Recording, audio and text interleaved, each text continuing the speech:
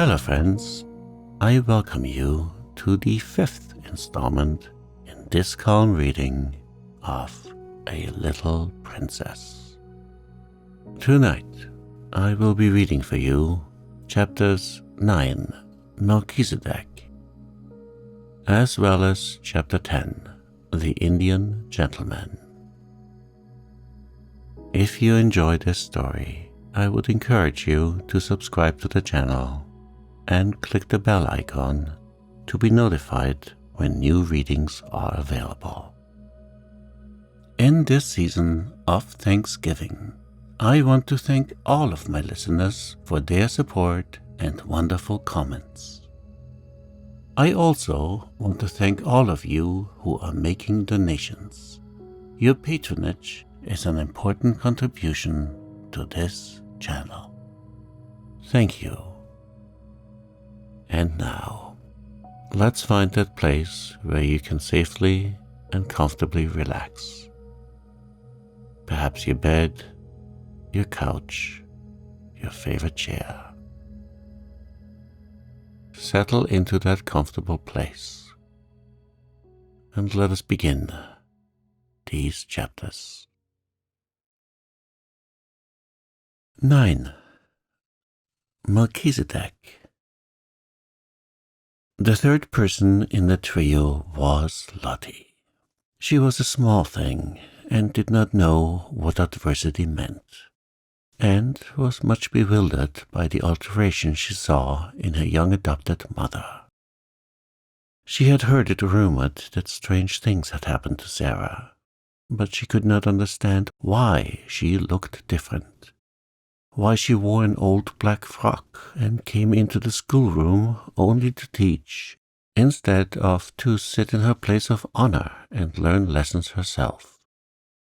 There had been much whispering among the little ones when it had been discovered that Sarah no longer lived in the rooms in which Emily had so long sat in state. Lottie's chief difficulty was that Sarah said so little when one asked her questions. At 7, mysteries must be made very clear if one is to understand them. "Are you very poor now, Sarah?" she had asked confidently the first morning her friend took charge of the small French class.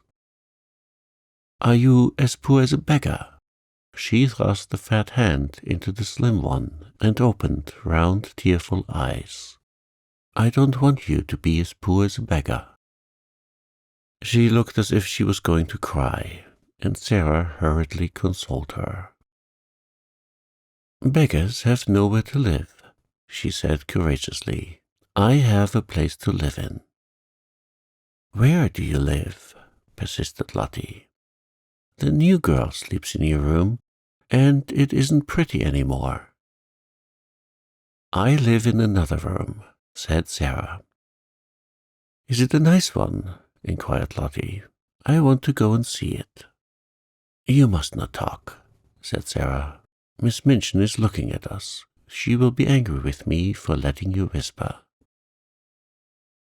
She had found out already that she was to be held accountable for everything which was objected to.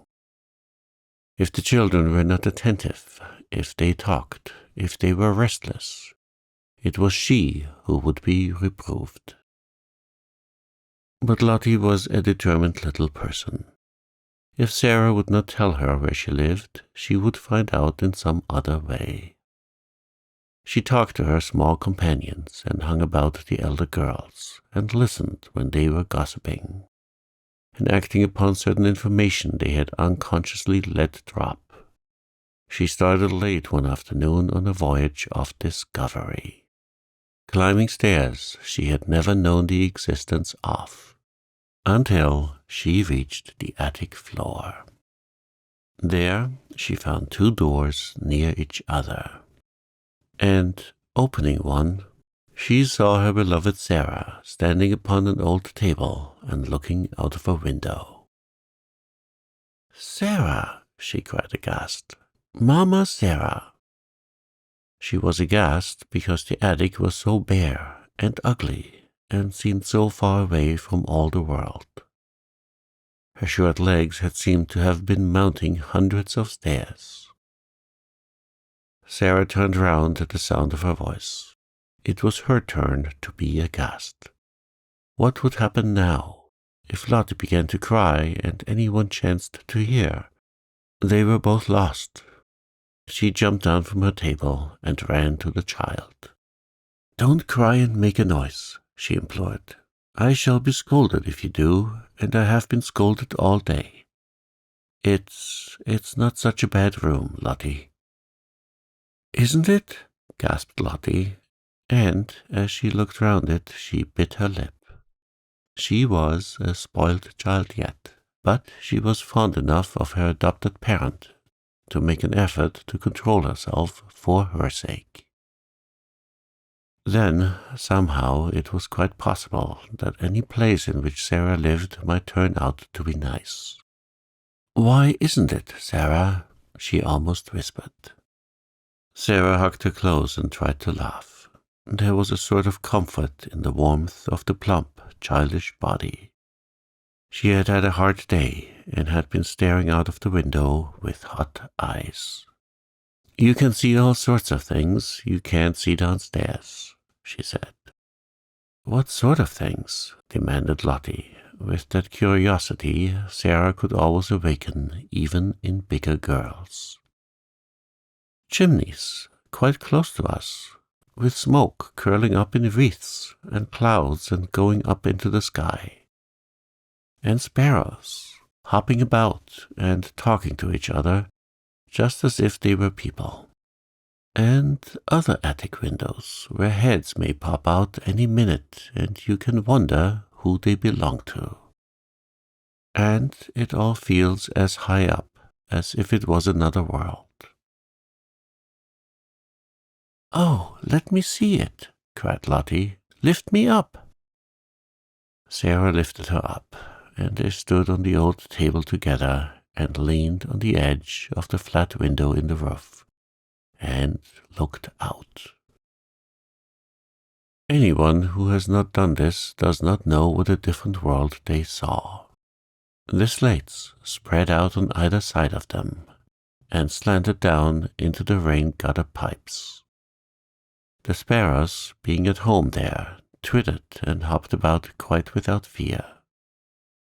2 of them perched on the chimney top nearest, and quarreled with each other fiercely until one pecked the other and drove him away. The garret window next to theirs was shut, because the house next door was empty.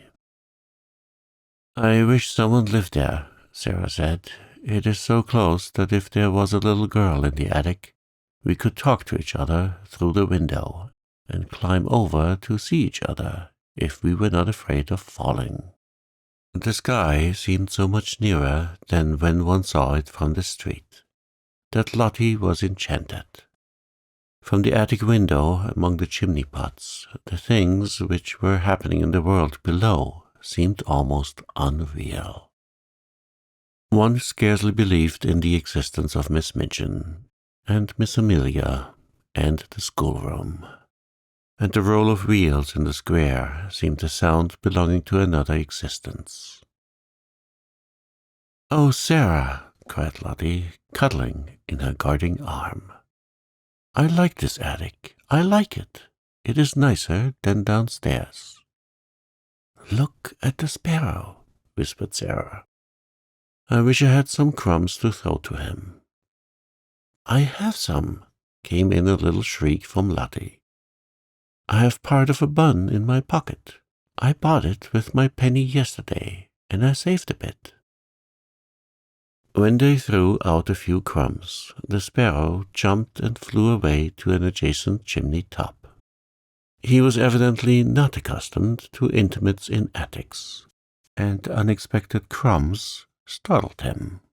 But when Lottie remained quite still, and Sarah chirped very softly, almost as if she were a sparrow herself, he saw that the thing which had alarmed him represented hospitality after all. He put his head on one side, and from his perch on the chimney looked down at the crumbs with twinkling eyes. Lottie could scarcely keep still. "Will he come?" she whispered. "His eyes look as if he would," Sarah whispered back. "He is thinking and thinking whether he dare. Yes, he will. Yes, he is coming." He flew down and hopped toward the crumbs, but stopped a few inches away from them, putting his head on one side again, as if reflecting on the chances that Sarah and Lottie might turn out to be big cats and jump on him. At last his heart told him they were really nicer than they looked, and he hopped nearer and nearer, darted at the biggest crumb with a lightning peck, seized it, and carried it away to another side of his chimney. "Now he knows," said Sarah, "and he will come back for the others." He did come back, and even brought a friend, and the friend went away and brought a relative, and among them they made a hearty meal over which they twittered and chatted and exclaimed, stopping every now and then to put their heads on one side and examine Lottie and Sarah. Lottie was so delighted that she quite forgot her first shocked impression of the attic. In fact, when she was lifted down from the table and returned to earthly things, as it were, Sarah was able to point out to her many beauties in the room which she herself would not have suspected the existence of. "It is so little and so high above everything," she said, "that it is almost like a nest in a tree. The slanting ceiling is so funny. See, you can scarcely stand up at this end of the room, and when the morning begins to come, I can lie in bed and look right up into the sky through that flat window in the roof. It is like a square patch of light. If the sun is going to shine, little pink clouds float about, and I feel as if I could touch them. And if it rains, the drops patter and patter, as if they were saying something nice. Then, if there are stars, you can lie and try to count how many go into the patch. It takes such a lot. And just look at that tiny rusty grate in the corner. If it was polished, there was a fire in it. Just think how nice it would be. You see, it's really a beautiful little room." She was walking around the small place, holding Lottie's hand and making gestures, which described all the beauties she was making herself see. She quite made Lottie see them too. Lottie could always believe in the things Sarah made pictures of. "You see," she said, "there could be a thick, soft blue Indian rug on the floor, and in that corner there could be a soft little sofa with cushions to curl up on. And just over it could be a shelf full of books so that one could reach them easily. And there could be a fur rug before the fire, and hangings on the wall to cover up the whitewash and pictures. They would have to be little ones, but they could be beautiful. And there could be a lamp with a deep rose-colored shade, and a table in the middle, with things to have tea with, and a little fat copper kettle singing on the hob. And the bed could be quite different. It could be made soft and covered with a lovely silk coverlet.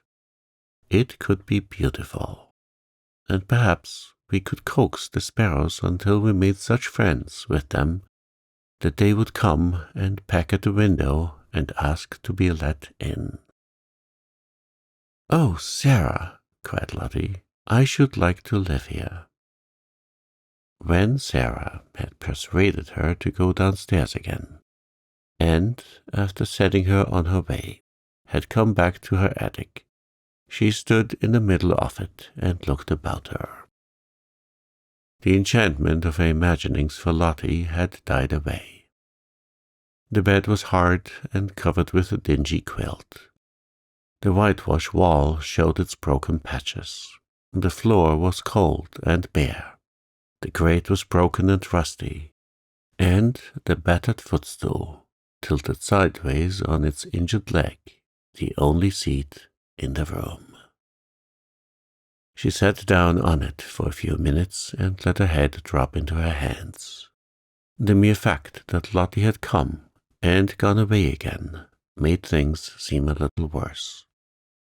Just as perhaps prisoners feel a little more desolate after visitors come and go, leaving them behind. "It's a lonely place," she said.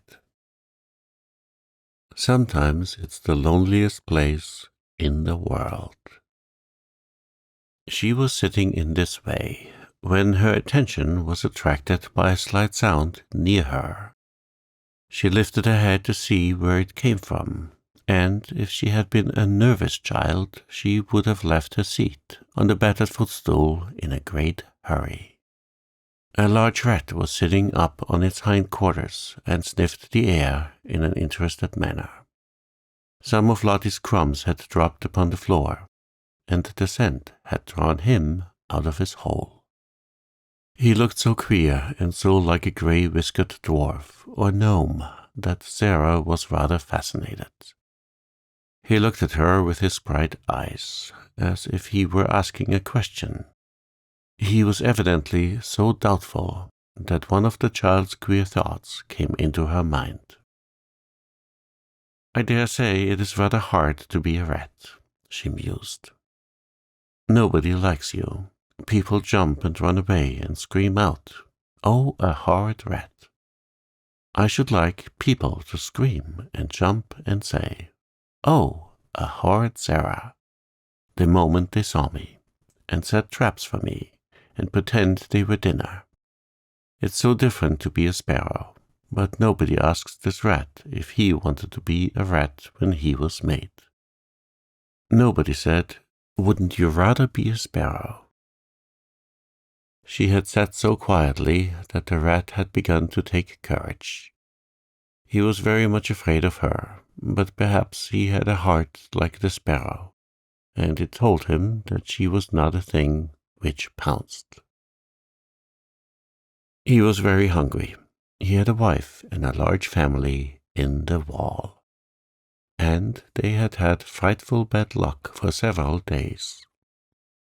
He had left the children crying bitterly and felt he would risk a good deal for a few crumbs, so he cautiously dropped upon his feet.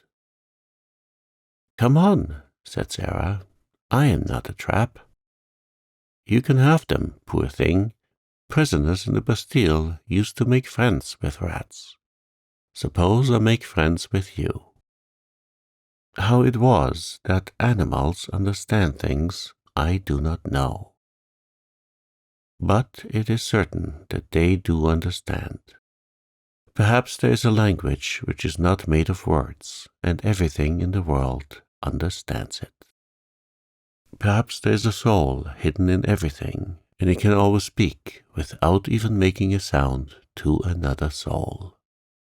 But whatsoever was the reason, the rat knew from that moment that he was safe, even though he was a rat. He knew that this young human being, sitting on the red footstool, would not jump up and terrify him with wild, sharp noises, or throw heavy objects at him, which, if they did not fall and crush him, would send him limping in his scurry back to his hole. He was really a very nice rat, and did not mean the least harm. When he had stood on his hind legs and sniffed the air, with his bright eyes fixed on Sarah, he had hoped that she would understand this, and would not begin by hating him as an enemy. When the mysterious thing which speaks without saying any words told him that she would not, he went softly toward the crumbs and began to eat them. As he did it, he glanced every now and then at Sarah, just as the sparrows had done, and his expression was so very apologetic that it touched her heart. She sat and watched him without making any movement. One crumb was very much larger than the others. In fact, it could scarcely be called a crumb. It was evident that he wanted that piece very much, but it lay quite near the footstool, and he was still rather timid. I believe he wants it to carry to his family in the wall, Sarah thought. If I do not stir at all, perhaps he will come and get it. She scarcely allowed herself to breathe. She was so deeply interested. The rat scuffled a little nearer and ate a few more crumbs. Then he stopped and sniffed delicately, giving a side glance at the occupant of the footstool. Then he darted at the piece of bun with something very like the sudden boldness of the sparrow, and the instant he had possession of it, fled back to the wall, slipped down a crack in the skirting board, and was gone. I knew he wanted it for his children, said Sarah. I do believe I could make friends with him. A week or so afterward, on one of the rare nights when Ermengarde found it safe to steal up to the attic, when she tapped on the door with the tips of her fingers, Sarah did not come to her for 2 or 3 minutes. There was indeed such a silence in the room at first that Ermengarde wondered if she could have fallen asleep. Then, to her surprise, she heard her utter a little, low laugh and speaking coaxingly to someone. "There," Ermengarde heard her say. "Take it and go home, Melchisedec. Go home to your wife." Almost immediately, Sarah opened the door, and when she did so, she found Ermengarde standing with alarmed eyes upon the threshold. Who are you talking to, Sarah?" she gasped out. Sarah drew her in cautiously, but she looked as if something pleased and amused her. "You must promise not to be frightened, not to scream the least bit, or I can't tell you," she answered. Ermengarde felt almost inclined to scream on the spot, but managed to control herself. She looked all round the attic and saw no one, and yet Sarah had certainly been speaking to someone. She thought of ghosts. "Is it something that will frighten me?" she asked timorously. "Some people are frightened of them," said Sarah. "I was at first, but I am not now." "Was it a ghost?" quaked Ermengarde. "No," said Sarah laughingly. "It was my rat." Ermengarde made one bound and landed in the middle of the little dingy bed. She tucked her feet under her nightgown and the red shawl. She did not scream, but she gasped with fright. "Oh, oh!" she cried under her breath. "A rat!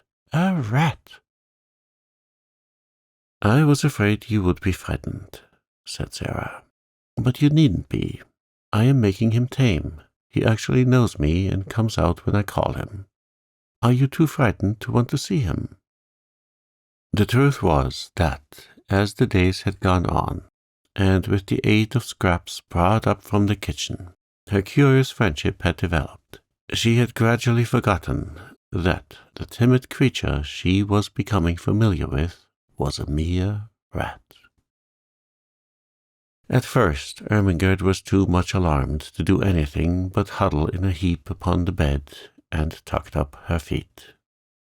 But the sight of Sarah's composed little countenance and the story of Melchisedec's first appearance began at last to rouse her curiosity, and she leaned forward over the edge of the bed and watched Sarah go and kneel down by the hole in the skirting board.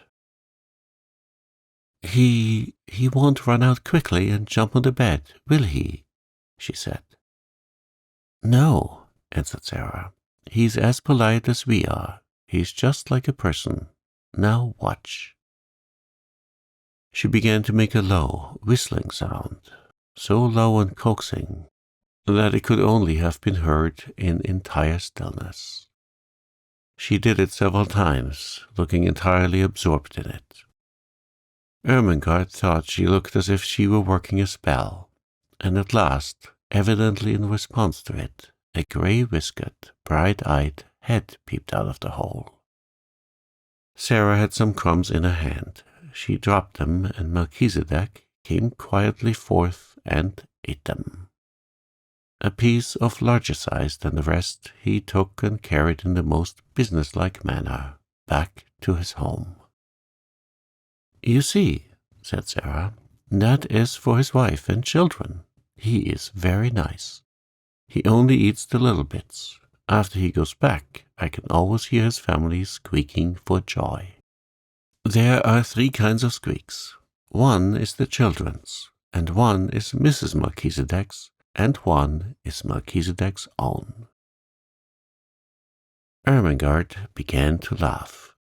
"Oh, Sarah," she said, "you are queer, but you are nice." "I know I am queer," admitted Sarah cheerfully, "and I try to be nice." She rubbed her forehead with her little brown paw, and a puzzled, tender look came into her face. "Papa always laughed at me," she said, "but I liked it. He thought I was queer, but he liked me to make up things. I can't help making up things. If I didn't, I don't believe I could live." She paused and glanced around the attic. "I'm sure I couldn't live here," she added in a low voice.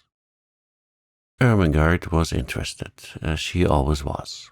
"When you talk about things," she said, "they seem as if they grew real. You talk about Melchisedec as if he was a person." "He is a person," said Sarah. "He gets hungry and frightened, just as we do. And he is married and has children. How do we know he doesn't think things, just as we do? His eyes look as if he was a person. That was why I gave him a name." She sat down on the floor in her favorite attitude, holding her knees. "Besides," she said, "he's a Bastille rat sent to be my friend. I can always get a bit of bread the cook has thrown away, and it is quite enough to support him." "Is it the Bastille yet?" asked Ermengarde eagerly. "Do you always pretend it is the Bastille?" "Nearly always," answered Sarah. "Sometimes I try to pretend it is another kind of place. But the Bastille is generally easiest, particularly when it is cold." Just at that moment, Ermengarde almost jumped off the bed. She was so startled by a sound she heard. It was like 2 distinct knocks on the wall. "What is that?" she exclaimed. Sarah got up from the floor and answered quite dramatically. "It is the prisoner in the next cell." "Becky!" cried Ermengarde, enraptured. "Yes," said Sarah. "Listen, the 2 knocks meant prisoner. Are you there?" She knocked 3 times on the wall herself, as if in answer. "That means, yes, I am here, and all is well." 4 knocks came from Becky's side of the wall. "That means," explained Sarah, "then, fellow sufferer, we will sleep in peace. Good night." Ermengarde quite beamed with delight. "Oh, Sarah," she whispered joyfully, "it is like a story." "It is a story," said Sarah. "Everything's a story. You are a story. I am a story. Miss Minchin is a story." And she sat down again and talked until Ermengarde forgot that she was a sort of escaped prisoner herself, and had to be reminded by Sarah that she could not remain in the Bastille all night, but must steal noiselessly downstairs again and creep back into her deserted bed.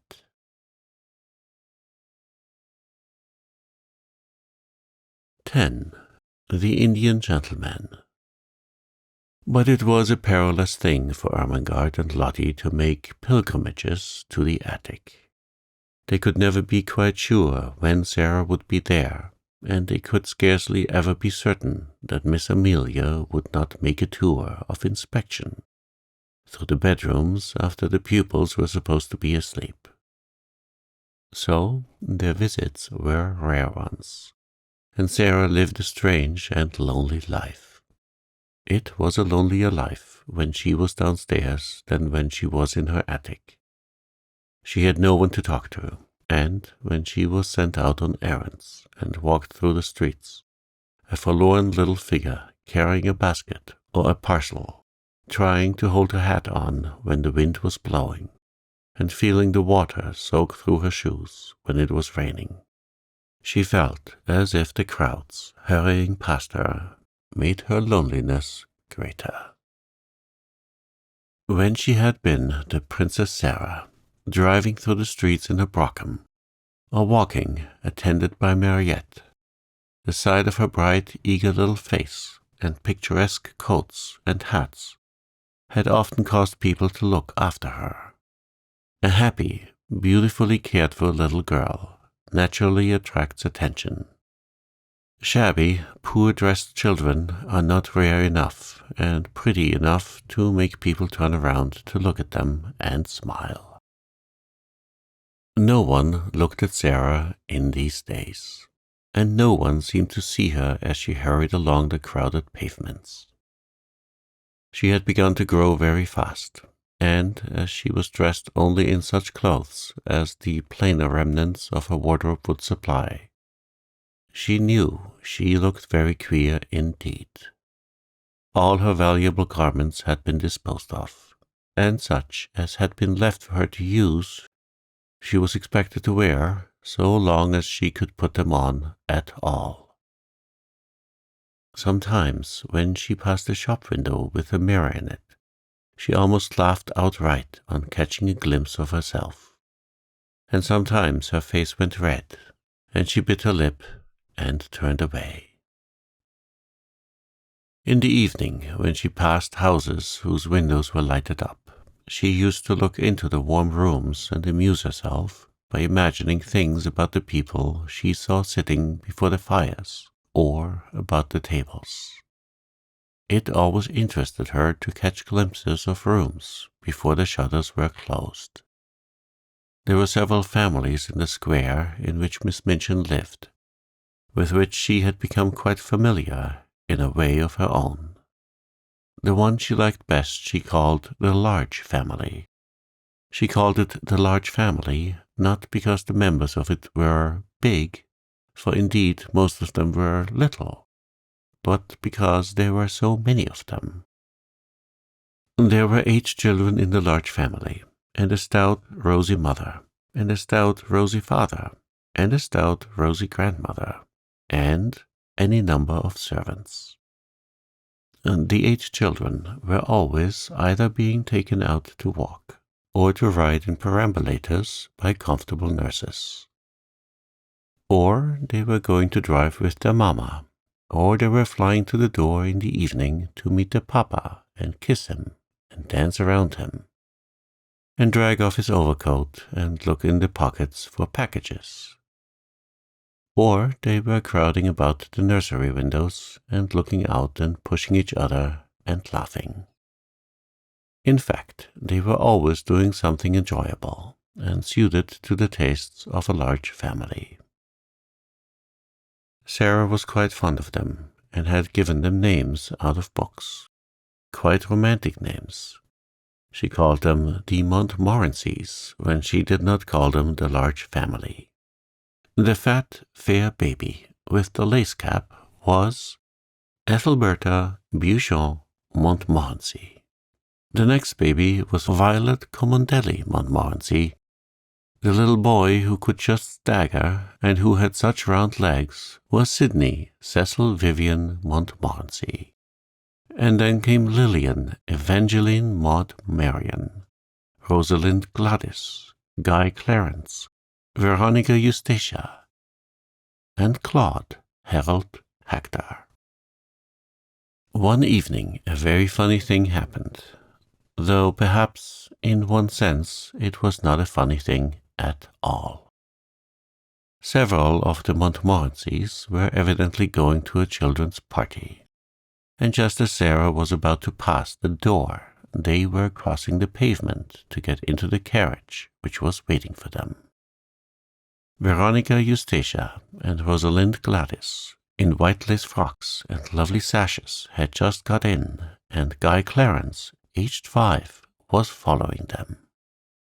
He was such a pretty fellow, he had such rosy cheeks and blue eyes, and such a darling little round head, covered with curls, that Sarah forgot her basket and shabby cloak altogether.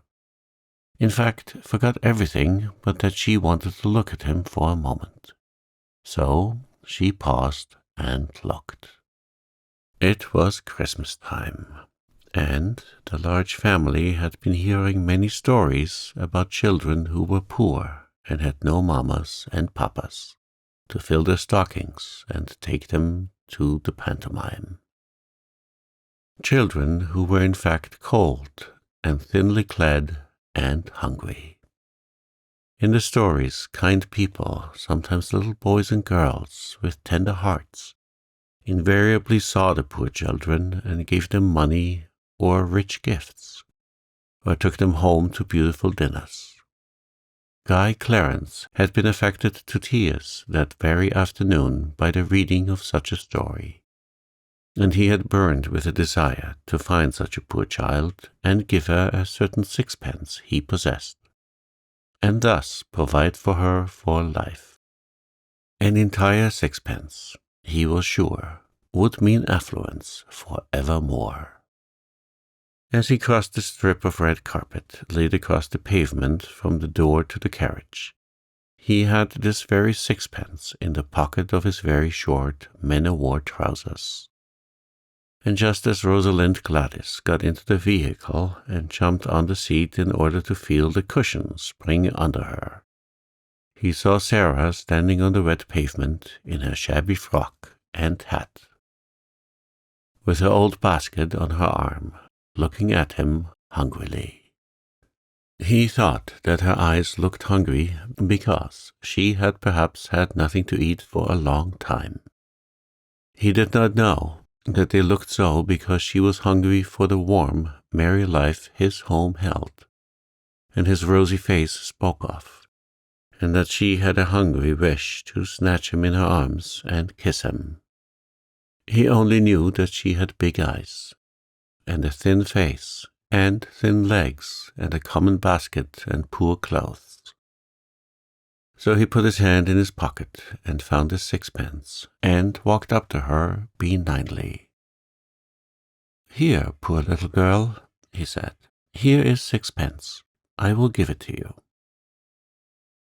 Sarah started, and all at once realized that she looked exactly like poor children she had seen in her better days, waiting on the pavement to watch her as she got out of her brougham. And she had given them pennies many a time. Her face went red, and then it went pale, and for a second she felt as if she could not take the dear little sixpence. "Oh, no," she said. "Oh, no, thank you. I mustn't take it, indeed." Her voice was so unlike any ordinary street child's voice, and her manner was so like the manner of a well-bred little person, that Veronica Eustacia, whose real name was Janet, and Rosalind Gladys, who was really called Nora, leaned forward to listen. But Guy Clarence was not to be thwarted in his benevolence.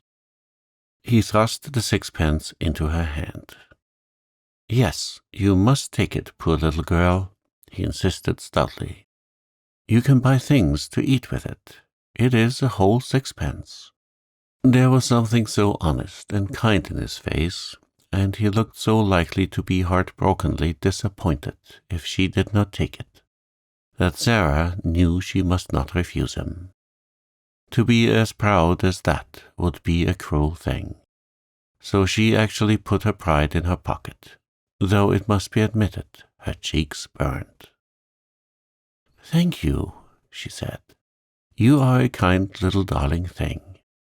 And as he scrambled joyfully into the carriage, she went away, trying to smile, though she caught her breath quickly, and her eyes were shining through a mist.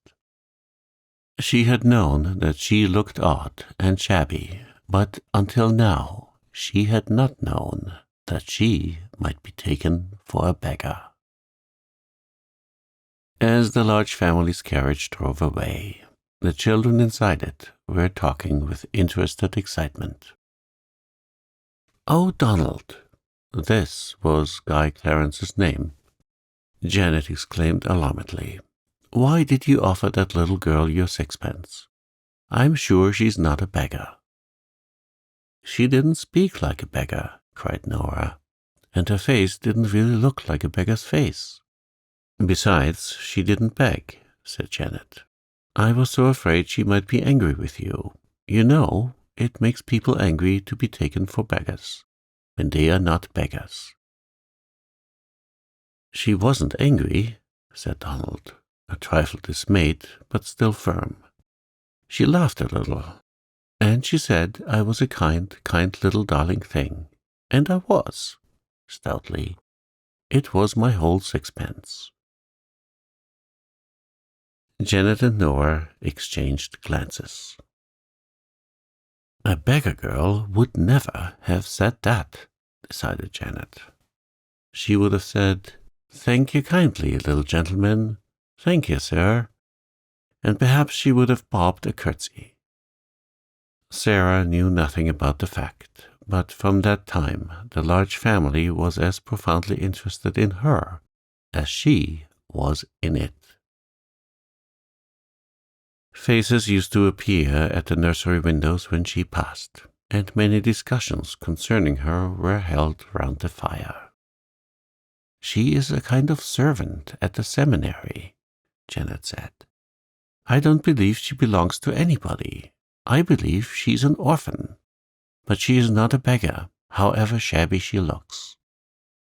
And afterward she was called by all of them the little girl who is not a beggar, which was, of course, rather a long name, and sounded very funny sometimes when the youngest ones said it in a hurry. Sarah managed to bore a hole in the sixpence and hung it on an old bit of narrow ribbon round her neck. Her affection for the large family increased, as indeed her affection for everything she could love increased.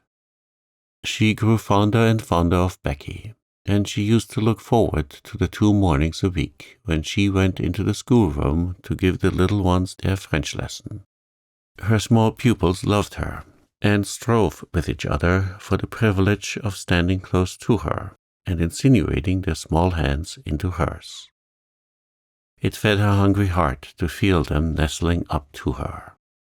She made such friends with the sparrows that when she stood upon the table, put her head and shoulders out of the attic window, and chirped, she heard almost immediately a flutter of wings and answering twitters, and a little flock of dingy town birds appear and alighten on the slates to talk to her and make much of the crumbs she had scattered.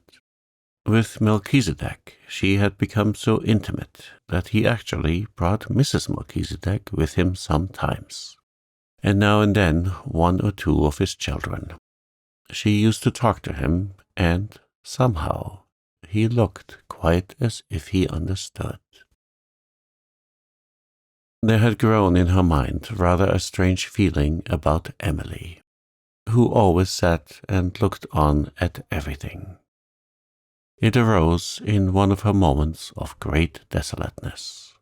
She would have liked to believe, or pretend to believe, that Emily understood and sympathized with her.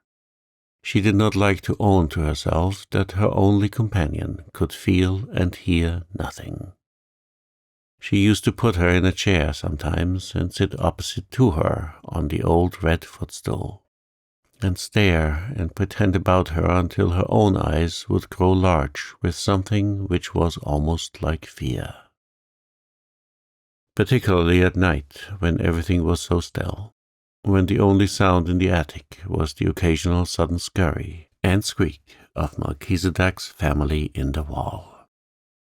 One of her pretends was that Emily was a kind of good witch who could protect her. Sometimes, after she had stared at her until she was wrought up to the highest pitch of fancifulness, she would ask her questions and find her almost feeling as if she would presently answer. But she never did. "As to answering, though," said Sarah, trying to console herself, "I don't answer very often. I never answer when I can help it. When people are insulting you, there is nothing so good for them as not to say a word.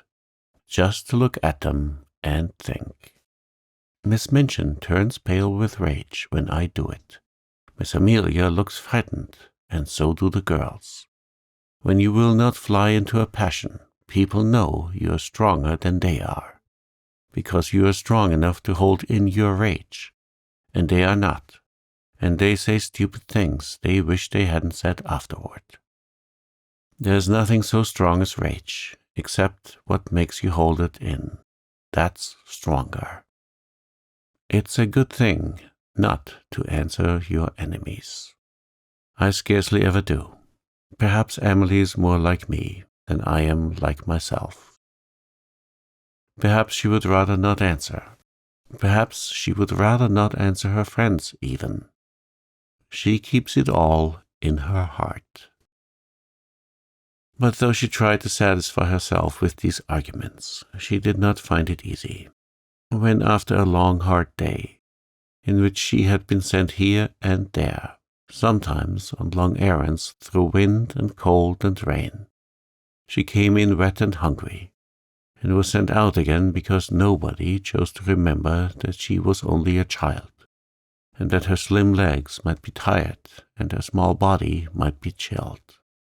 When she had been given only harsh words and cold, sliding looks for thanks, when the cook had been vulgar and insolent, when Miss Minchin had been in her worst mood, and when she had seen the girls sneering among themselves at her shabbiness, then she was not always able to comfort her sore, proud, desolate heart with fancies when Emily merely sat upright in her old chair and stared.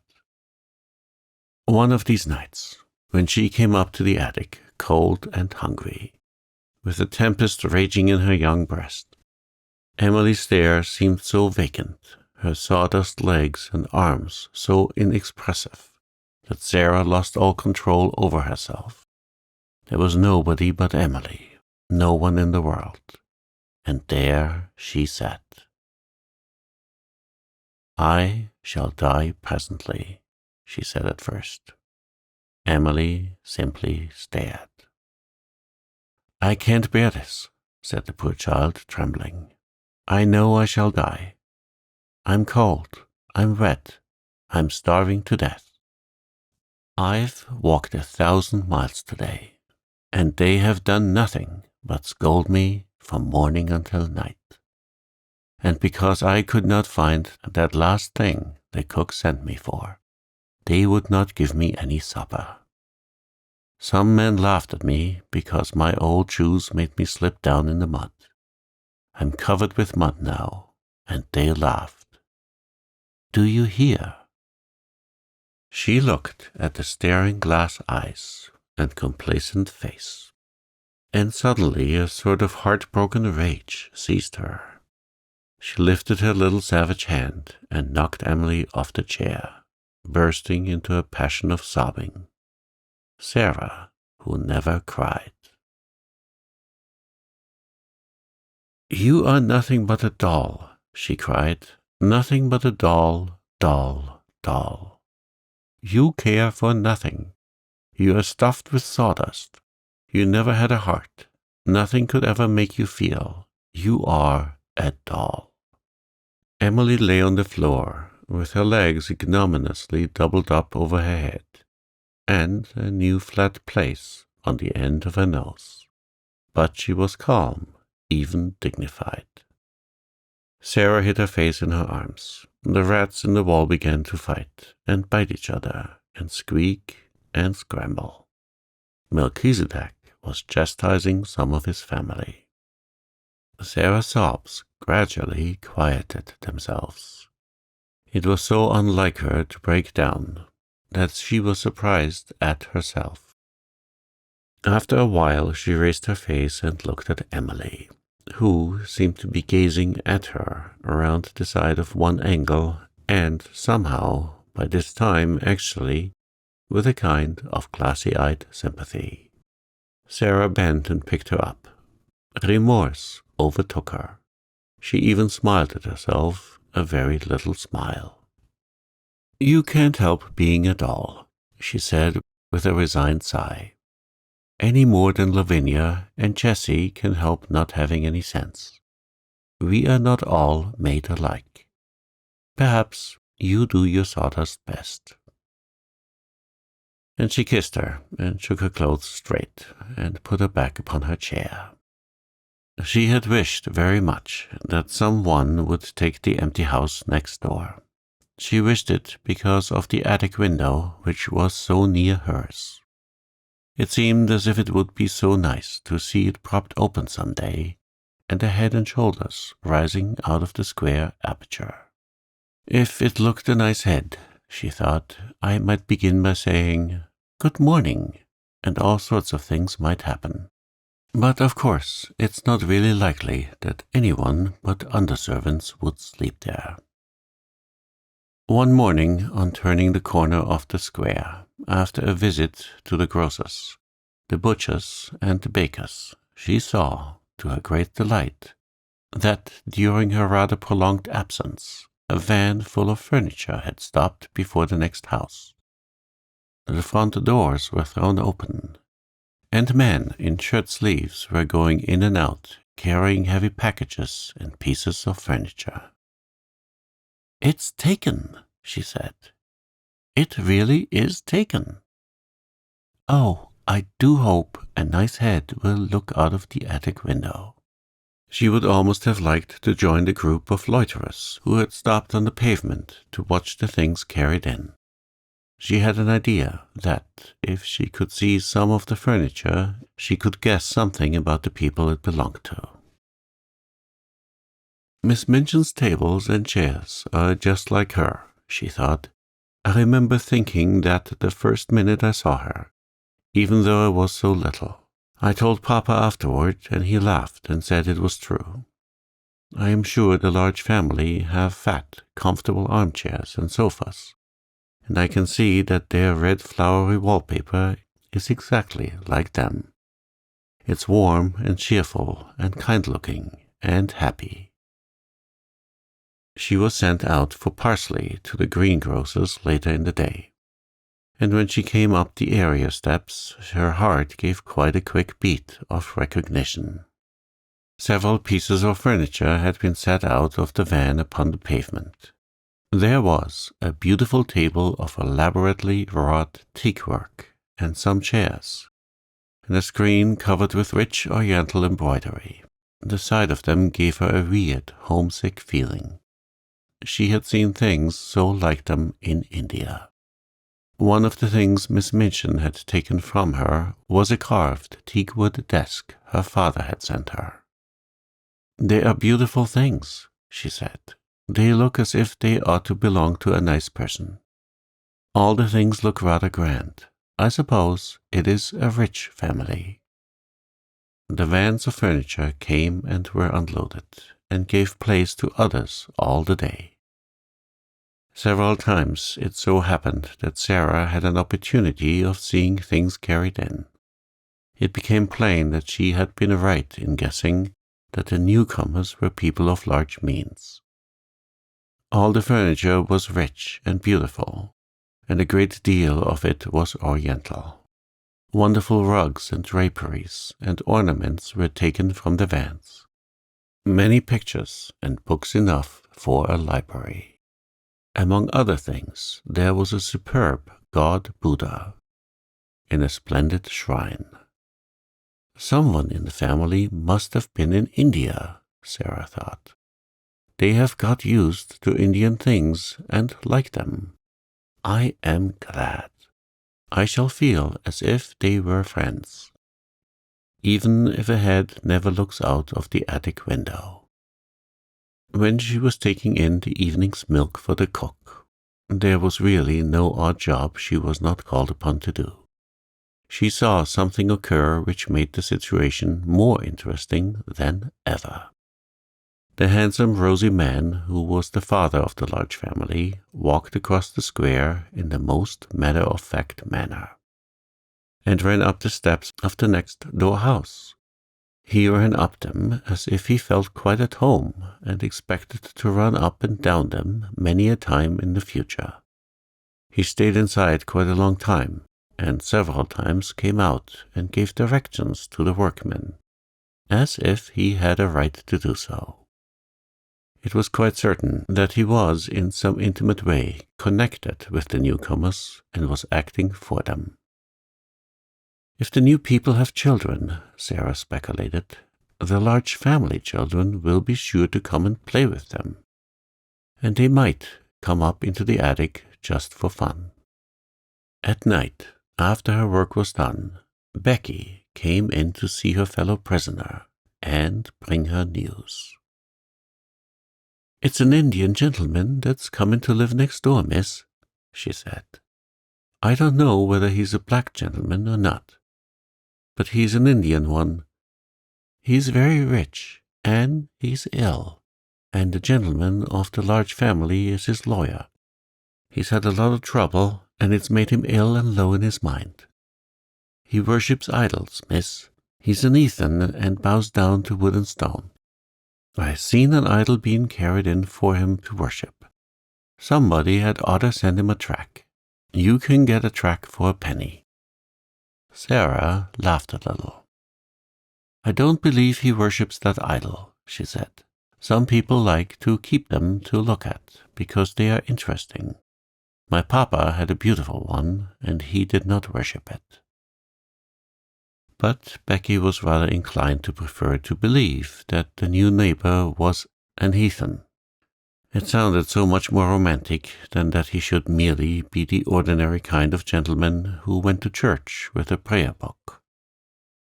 She sat and talked long that night of what he would be like, of what his wife would be like if he had one, and of what his children would be like if they had children. Sarah saw that privately she could not help hoping very much that they would all be black, and would wear turbans, and, above all, that, like their parent, they all would be heathens. "I never lived next door to no heathens, miss," she said. "I should like to see what sort of ways they'd have." It was several weeks before her curiosity was satisfied, and then it was revealed that the new occupant had neither wife nor children. He was a solitary man with no family at all, and it was evident that he was shattered in health and unhappy in mind. A carriage drove up one day and stopped before the house. When the footman dismounted from the box and opened the door, the gentleman, who was the father of a large family, got out first. After him there descended a nurse in uniform. Then came down the steps 2 manservants. They came to assist their master, who, when he was helped out of the carriage, proved to be a man with a haggard, distressed face, and a skeleton body wrapped in furs. He was carried up the steps, and the head of the large family went with him, looking very anxious. Shortly afterward, a doctor's carriage arrived, and the doctor went in, plainly to take care of him. "There is such a yellow gentleman next door, Sarah," Lottie whispered at the French class afterward. "Do you think he's a Chinese? The geography says the Chinese men are yellow." "No, he's not Chinese," Sarah whispered back. He is very ill. Go on with your exercise, Lottie. No, monsieur. Je n'ai pas le canif de mon oncle. That was the beginning of the story of the Indian gentleman.